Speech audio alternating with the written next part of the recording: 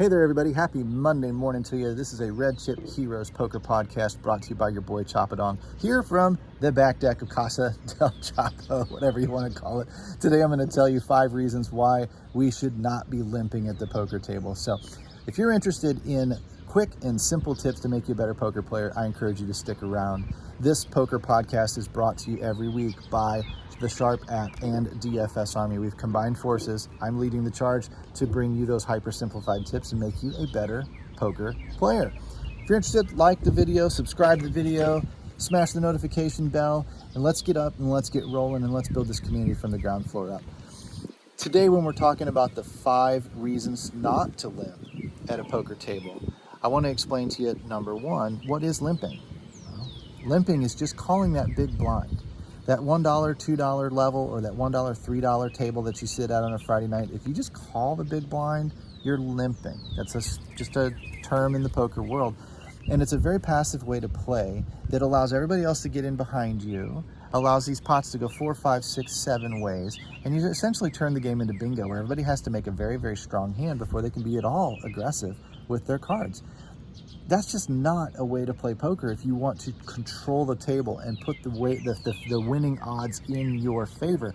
You're going to want to be the aggressor at the poker table. So the first reason why not to limp is to give everybody else around you the opportunity to fold. You want them folding their cards. You don't need the best cards if you get everybody else to fold. And if you've got 5 or 6 people in the pot with you, that's $10 or $12 of dead money that's already sitting out there. They would have raised themselves if they really, really like their cards. They're telling you they don't really like their cards. So take the pot. Just take it. You don't even pay any rake. Rake is that little number of the bad beat jackpot and the $2 or $3 that the house takes out of every pot just to run the games for you and organize the games for you. You avoid that. That is a major detriment to your win rate or to your overall profit when it happens to you. So just avoid it. Take the pot ahead of time. Raise that thing to $10 to $15 to $20 to $25, whatever works for you in your game. It's going to vary from night to night and day to day. Find that sweet spot and just start taking those pots. If you're an elite poker player at the 1-2 and 1-3 stakes, it is commonly known that $20 to $25 an hour is about the maximum that you can earn due to the volatility of the game. If you take just one of those pots per hour uncontested, you've got yourself about halfway to that win rate by scooping $10 free. That is a major win for you going forward. Number 2, you thin the field. You're not taking these pots 6 and 7 and 8 ways anymore. You've thinned the field all the way down to 1 or 2 people maybe, and now you can play some damn poker. You can bluff a little bit. You can semi-bluff your flush draws and make it look like you've got aces. These kinds of things keep your opponents guessing, and the more you keep your opponents guessing, the more they're going to guess wrong. And the more they're going to guess wrong for bigger and bigger money, because you're putting more money into the pot, which leads to tip number 3, you build bigger pots. If you just limp along with your pocket 7s, and that flop is $10 and you hit your set, and you throw $5, $6 out there, maybe $10 or $12 out there, that's not going to build a very big pot most of the time. If you raise pre-flop to say $20, and 2 guys get in there with you, that pot's already $60. Then you hit that 7, and you throw a $30 to $40 bet out there instead of a $10 bet out there. You're already way, way, way ahead of the game. You're building, balance your flush draws. You flop the heart flush draw with the ace high flush. Bet it. First of all, again, you're giving your opponents the opportunity to fold, but second of all, you're building a bigger pot for your really, really strong hands. You're going to get paid more. You're going to add to your win rate. You're going to increase your the confusion at the table as to how to even read your hands, because you could be doing it with anything. These are all very, very good things for an aspiring poker player. Number 4, you maintain momentum. You maintain the aggression. How hard is it to play against the guy that when you check your hand, boom, he bets? Or when you bet small, boom, he raises you to 100 or 125 bucks. How hard is it to play against that guy? Don't know what he's doing it with. You need to be that guy.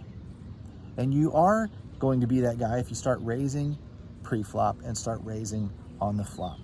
Really and truly, calling is the death of a poker player. It also allows you reason number 5, which is balancing your aces and your kings. If you play only aces and kings to a raise, you're very easy to play against. You're very easy to read. Anytime that passive guy who just calls and calls and calls, all of a sudden raises, fold. You know he's got the best hand. Why? He's never doing it with anything else. Sometimes you need to be doing it with something else. Expand your range. Open those aces and kings. If you even add ace king, I see so many players that don't even raise ace king. Let's do a little bit of math and I'll let you go. If you know anything about poker combinations, you already know there are 6 ways to make a pocket pair, right? You know, heart spade, heart diamond, heart club, whatever. 6 combinations of aces, 6 combinations of kings, 6 combinations of queens. That's 18 combinations of the 3 biggest pairs you can start with in Hold'em. If you just add in ace king, there are 16 combos of ace king. 4 of them are suited, 12 of them are not suited. So you've got 18 made pairs versus 16 unmade hands that are very likely to make a very strong pair when they do flop well. You've provided yourself a little bit of balance automatically by raising just those hands. You might want to add in pocket jacks, pocket tens, ace king, ace queen, ace jack suited, etc. And I'm going to put some poker charts together for you on our website that is going to get you off to a good start. Where do I play from the button, from the cutoff, from mid position, from early position, from the blinds? When do I raise? What cards do I raise with? If you struggle with those kinds of things, you need to like and subscribe to this video. Come inside and check us out because we are going to make you a better poker player. From the back deck of Casa del Chapo, I'm your boy Chapadong, and this has been Monday morning's Red Chip Heroes Poker Podcast, brought to you by DFS Army and the Sharp app. Take care. We'll see you next week.